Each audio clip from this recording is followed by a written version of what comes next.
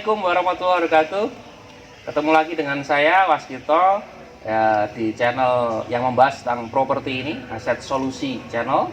Ya, kali ini saya bersama dengan orang yang luar biasa yang merupakan salah satu guru saya di dunia properti ya.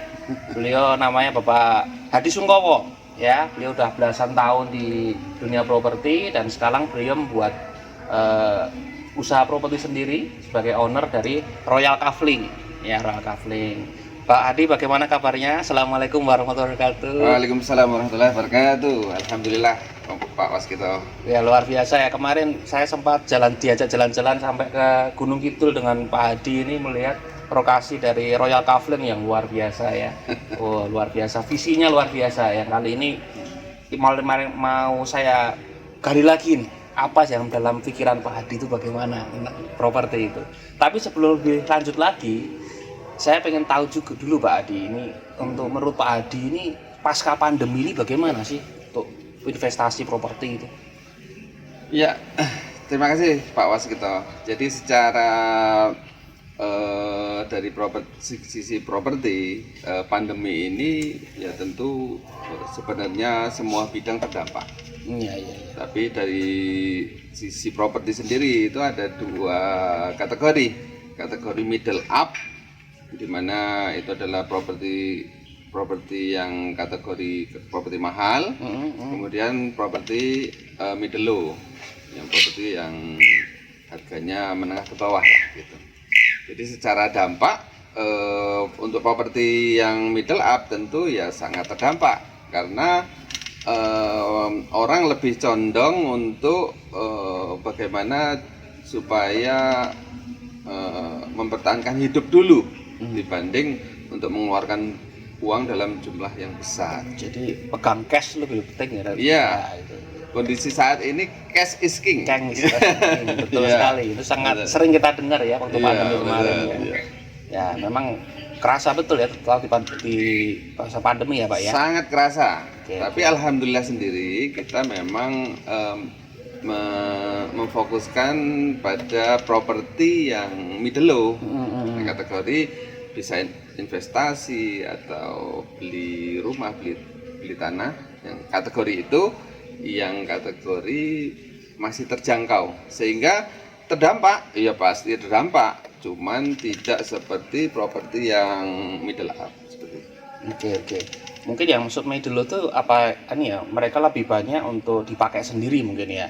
Iya. Ya, karena butuh mungkin. Betul. Ya, lebih dari kebutuhan. Jadi konsepnya memang ada atau tidak ada pandemi, sebenarnya orang butuh tempat tinggal. Oh iya, pasti. Ya.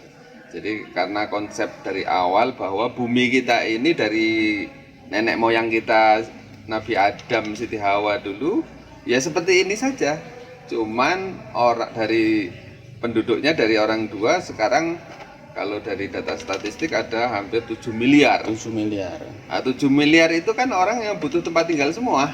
Sehingga bumi kita yang tadinya itu ditempati 2 orang, sekarang ditempati 7 miliar orang, bayangin. Nah, akhirnya demand atau kebutuhan orang untuk memiliki tanah atau tempat tinggal itu semakin lama semakin meningkat.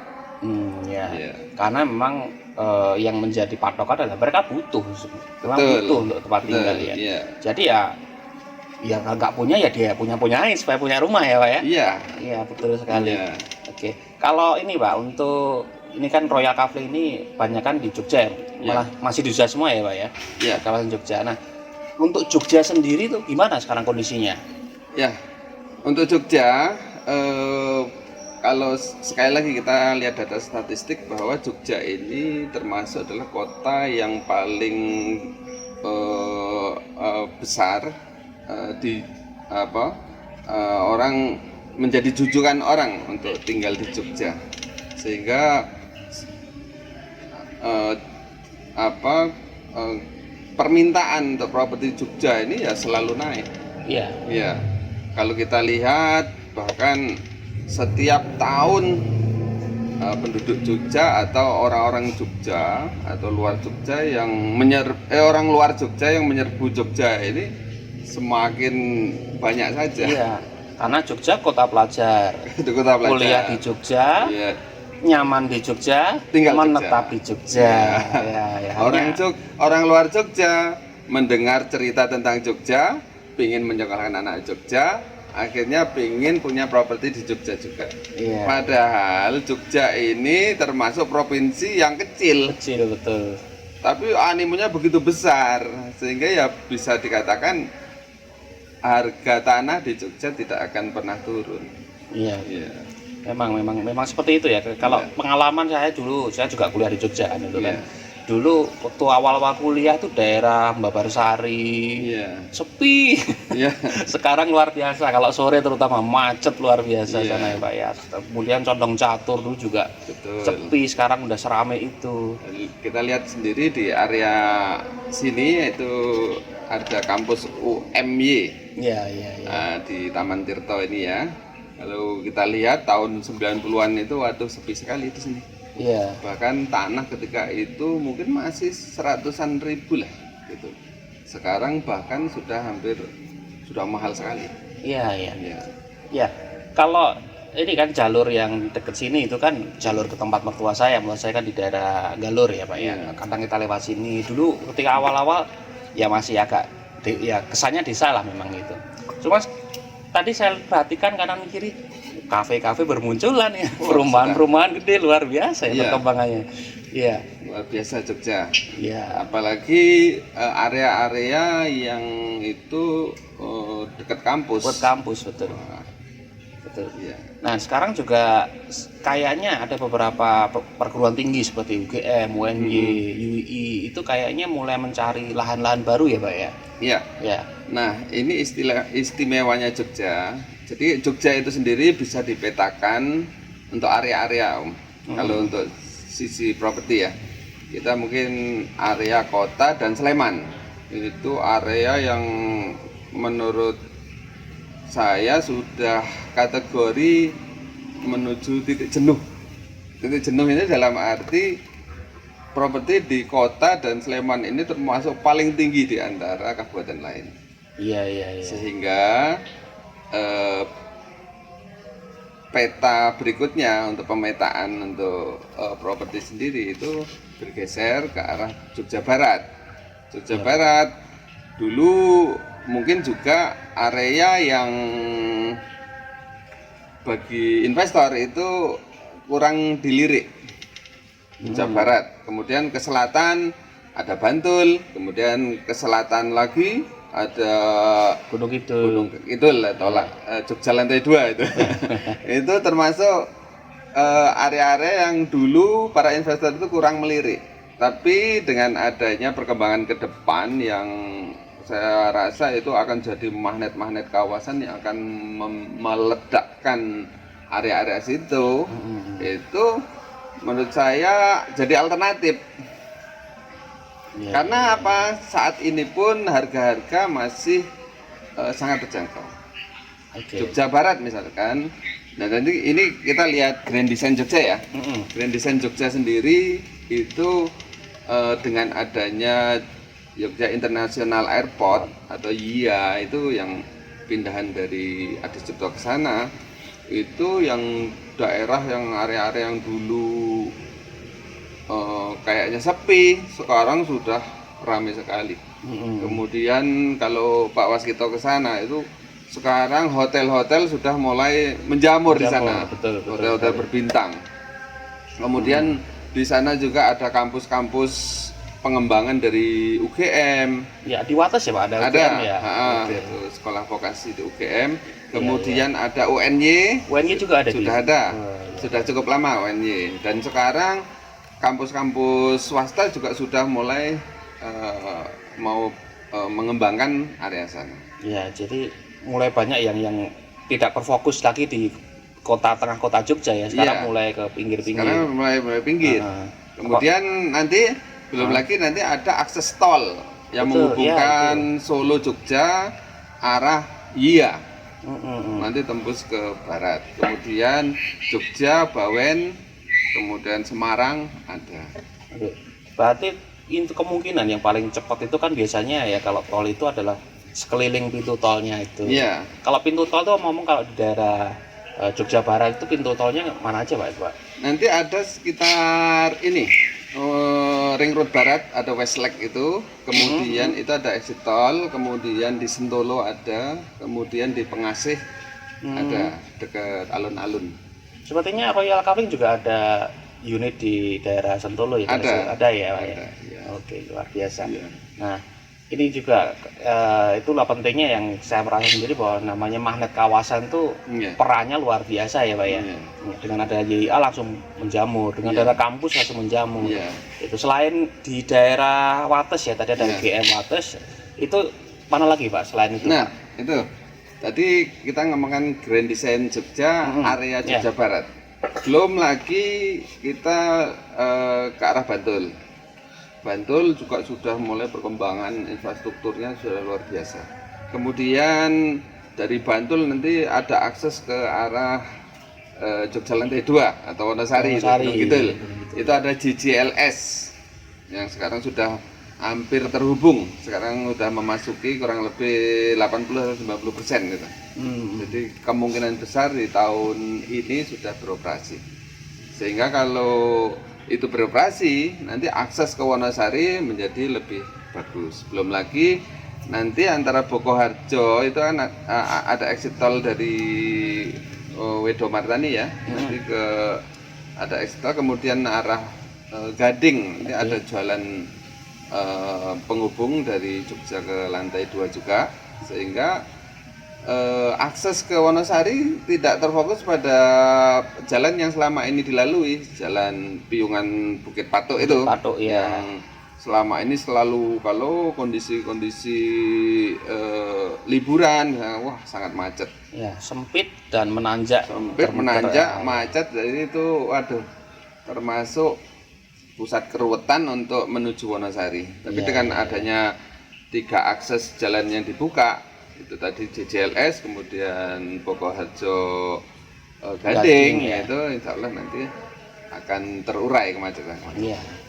Kalau kita lihat sendiri sebenarnya kalau orang itu biasanya kalau ke masalah Gunung Kidul tuh ada 2 biasanya yang dipertimbangkan. Pertama tadi lalu lintasnya tadi. Tapi itu sudah mulai terlihat ya solusinya ya Pak, dengan munculnya 3 jalur tadi itu. Kemudian kalau masalah air gimana Pak itu Pak? Oh iya. Nah, Gunung Kidul sendiri itu kalau kita dengar cerita-cerita lama, itu termasuk daerah yang sering kekeringan, apa image-nya kan gitu. Iya betul sekali. Dulu pun ketika kita sebelum berinvestasi di sana, awalnya kita juga ogah-ogahan gitu. Waduh, ya cerita dulu gitu. Tapi setelah kami sendiri bersama tim RKS juga meninjau lokasi-lokasi sumber air di sana, karena ternyata sumber air di sana sekarang sudah terfokus di PDAM. Dan PDAM sendiri sumbernya itu ada di Seropan, ada Bribin, itu ternyata itu airnya melimpah. Iya. Jadi tidak seperti yang diceritakan dari awal, wah Wonosari kekeringan, itu hanya daerah-daerah tertentu. Hanya daerah tertentu yang lebih ke arah pinggiran yang dekat pantai itu ternyata.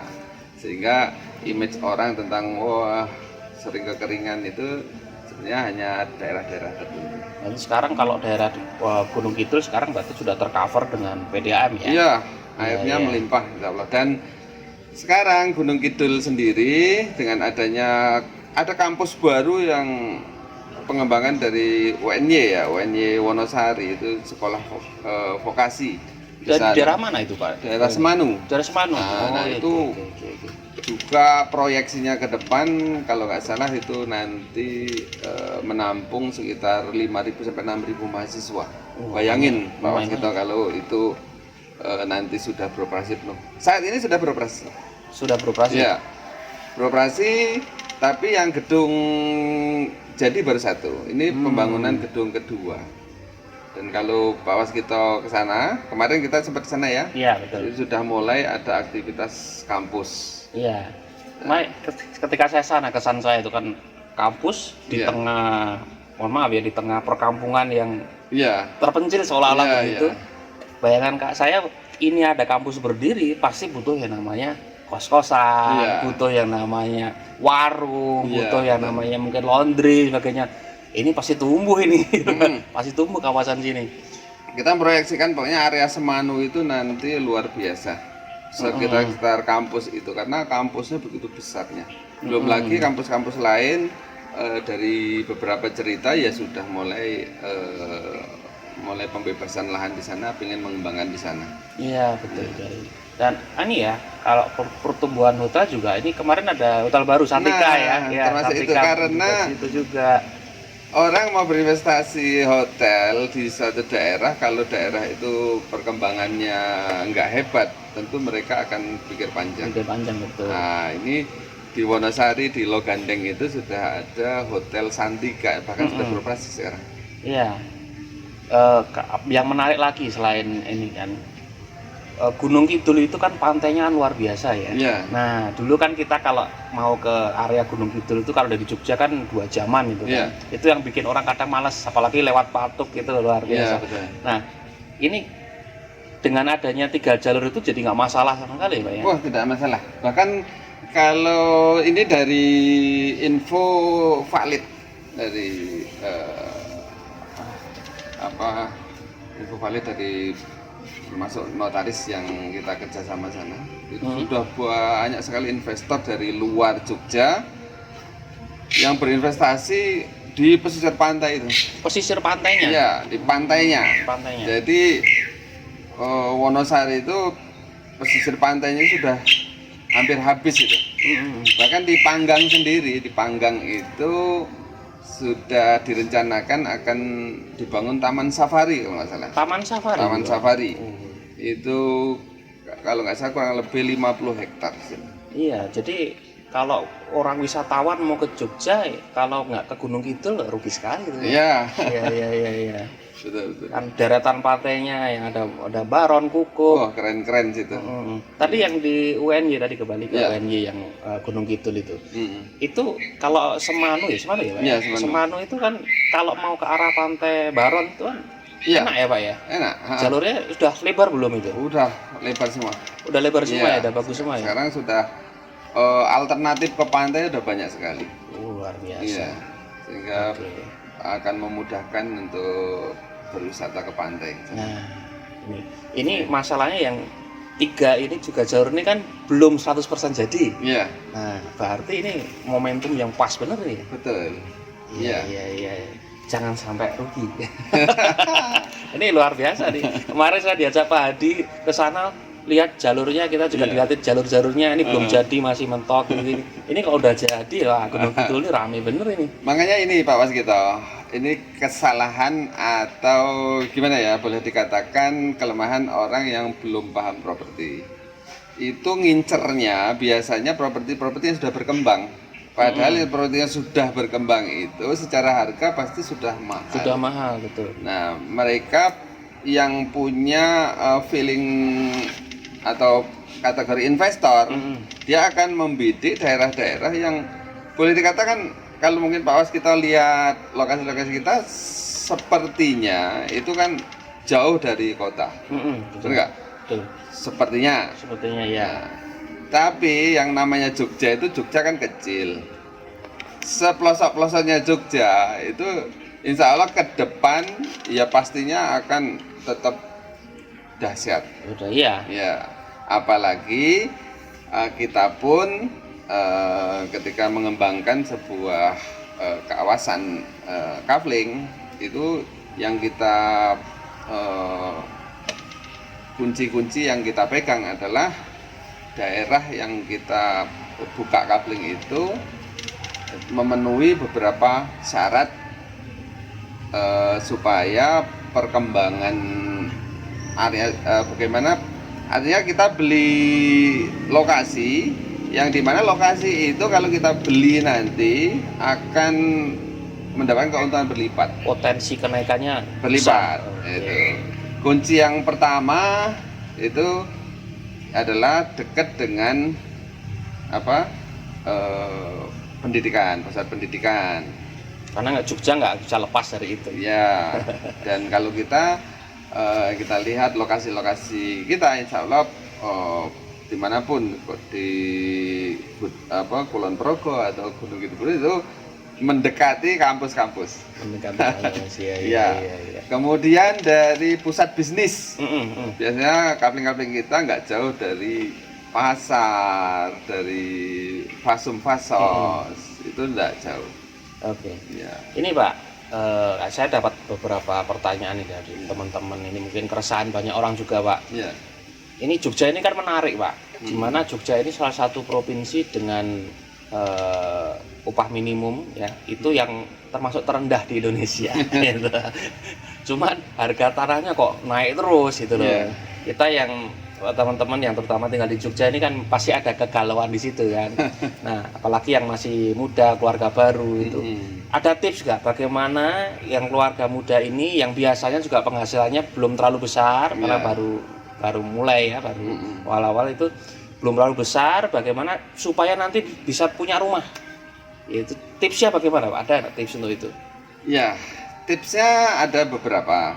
Jadi untuk beli rumah ini kan memang ada dua kategori. Secara cash kalau punya kemampuan finansial, atau kedua belum punya kemampuan finansial tapi butuh tempat tinggal.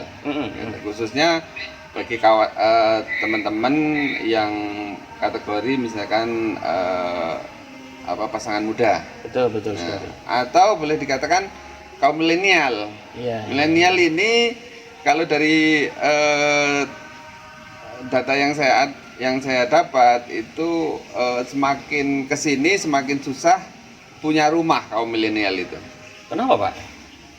Ya karena kaum milenial itu lebih condong ke gaya hidup.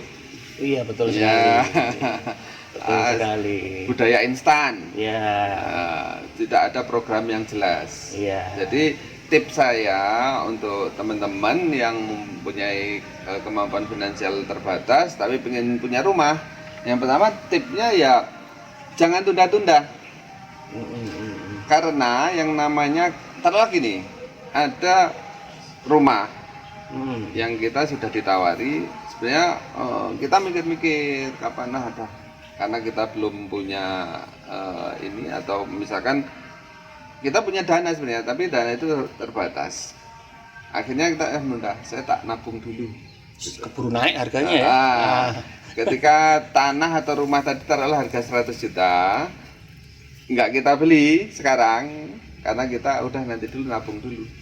Ketika sudah terkumpul 100 juta di 2 tahun 3 tahun ke depan harga sudah naik, bisa berlipat-lipat itu ya. Makanya di properti kan sering ada ini ya, apa istilahnya itu, kalau kita menunda beli properti sama saja kita bersiap merogoh kantong lebih dalam. Iya, memang itu yang terjadi. Jadi tipnya sudah niat punya rumah ya sudah langsung niatkan, langsung ambil keputusan.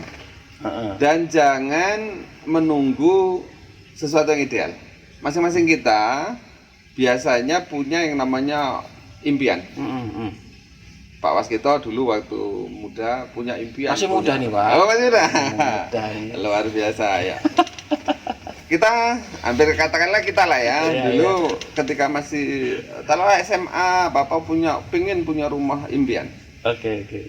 Ketika sudah di dunia nyata itu ya sudah jangan ideal dulu. Yang penting punya dulu. Ya. Oke. Itu saya sudah buktikan dulu bagaimana saya dulu punya rumah hanya harga berapa, tapi yang penting punya dulu. Ketika kita punya itu feel untuk ke depan itu nanti ya, dengan satu rumah akhirnya beli rumah lagi yang harganya lebih mahal, beli rumah lagi lebih mahal, beli rumah lebih mahal. Karena ketika kita sudah bahagia, itu kan kategori kan seperti apapun rumah kita, kalau kita udah milik kita sendiri kita bahagia. Nanti akan berkembang pemikiran. Jadi tipnya itu, udah jangan tunda-tunda, nggak usah nunggu ideal, gitu. Kemudian, nah ini menurut saya itu skala prioritas juga. Kalau memang teman-teman memang belum punya kemampuan finansial yang cukup, itu ada 2 kategori. Pertama, beli rumah secara KPR. Ya. Beli rumah secara KPR ini sebenarnya ada keuntungan atau kerugian. Keuntungannya mungkin bisa dicicil dalam jangka waktu yang cukup lama. Ya. Tapi yang kedua itu sebenarnya kita beli rumah KPR itu sebenarnya kita sudah dikenai biaya kenaikan harga sebelum harga itu naik kan.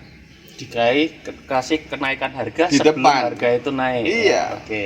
Harga rumah yang harusnya 100 juta Iya. ketika di KPR sampai 20 tahun lah katakan. Bisa harganya 250 juta. Iya, kalau di total. Di total, itu kan sama aja gitu.